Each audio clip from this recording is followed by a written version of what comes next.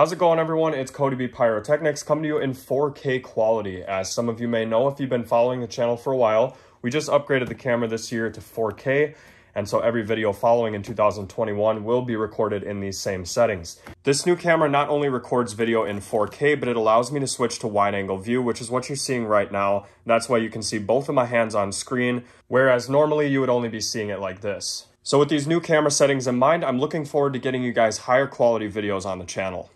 Today we'll be taking a look at the Gladiator shells by Red Lantern. And as you can see, I paid just about 50 bucks for this kit that comes with 12 canister shells. All right, so as we mentioned, you get 12 canister shells in this pack. I actually picked up this kit in particular at Wholesale Fireworks in Cheyenne, Wyoming. Now, if you open it up, you'll see you get two tubes. I'll kind of push that off to the left there a little bit, and we'll pull that out. So you get these two fiberglass tubes, and in every canister shell, I like to focus on the tube a little bit because the quality does matter, especially if you are trying to build racks with these things. I always say, because I don't know if you guys saw my New Year's firework display, but we totally repurposed hundreds and hundreds of these fiberglass tubes. I'm going to work on getting them out, and then I'll get right back to you. So now that we have the tubes out of the packaging, let's take a look at them. So obviously standard wooden base and a concrete plug down there. I don't know if you guys can see that. But yeah, real nice fiberglass. In case you guys were wondering, I know I got a lot of comments about this, but to build a rack with these, you basically just want to take a hammer and hit that base as hard as you can so it pops off but leaves the concrete.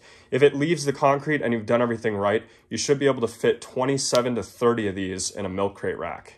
And now let's take a look at these canister shells. So the sleeves look pretty standard. You know, they come in this plastic and then with the cardboard in the back. I do like the reflective foil wrap. I've always been a fan of that on the channel. However, one thing I'm not a fan of is that we do not get effects listed on the shell.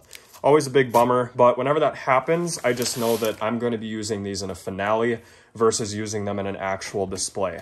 So let's take a look at the box because maybe, we got a shot at redemption here, maybe they are labeled on the box. I didn't really look at it that hard. You can see we've got some photos here on the side, but nowhere am I seeing any sort of description as to what the effects do. You've got your instructions down there, but that's about it. So let's look at these canister shells a little more. So we'll open it up and just grab a couple of them. Here we've got silver and red. One thing I noticed right off the bat is these are definitely heavy shells. You know, they weigh a lot for being 4 inches in length because these are not 5-inch canister shells. So my guess is there's not a lot of room for clay, so most of the weight is coming from the powder, and I'm really excited to see these things. I think they're going to be loud. Before we go take these out to the launch pad and shoot them off, I just want to remind you guys one more time that because there are no effects listed on the shell, I'm going into this blind, so we're really just going to be firing these things in random patterns. It really doesn't pay for me to shoot these in any specific order because, as you guys know, one color may be different than the other, and we are not going to sit and color code this whole thing because from kit to kit, they tend to vary a little bit, and that's just from personal experience. So this kit may be totally different from the next one. I have a feeling they break these down in the factory from a 24 kit anyway. So really, we're getting 12 shells out of a 24 kit, and that's really going to mix things up, especially if you're trying to buy these based on effect. So without any further ado, let's go shoot them off. All right, so we got the Gladiator shells loaded into the milk crate rack. As you can see, we're going to start with the two silver ones. I do want to mention, though, it is -15, so it's super cold out right now. Let's hit these and see if they're the same, because these are two of the silver ones.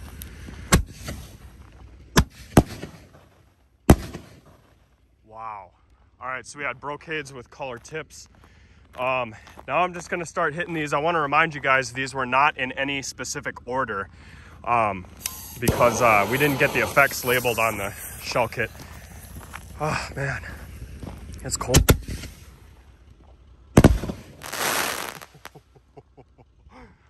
Those are nice. All right, I'm gonna film a couple of these in wide angle. Let's just hit that mess of fuse, see what happens.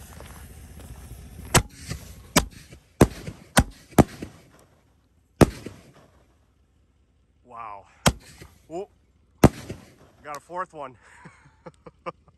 Yeah, those are really nice shells. All right, so I do want to apologize. It's almost so cold that I can barely even talk. It's -15.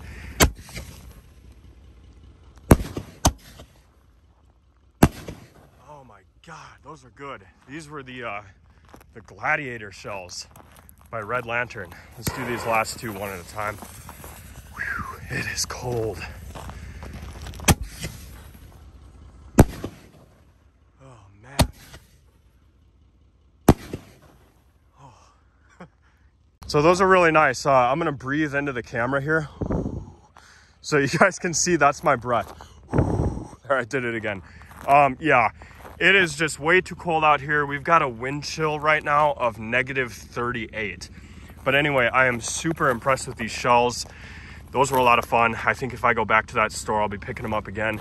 And now I gotta get back inside this pickup because I am freezing. Hope you guys enjoyed, and we'll see you next time.